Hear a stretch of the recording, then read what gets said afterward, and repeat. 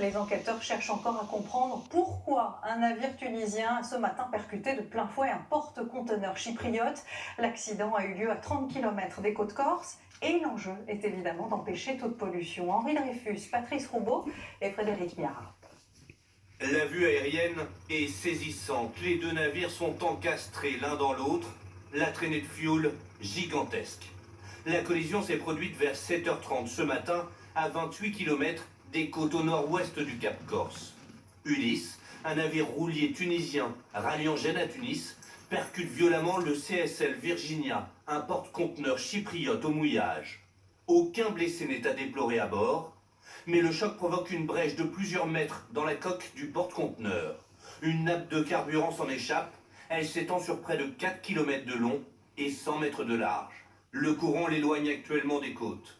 La baie Flandre, un remorqueur d'intervention a immédiatement été déclenché. Il est arrivé sur zone en début d'après-midi. L'Italie a également proposé son aide et envoyé des navires.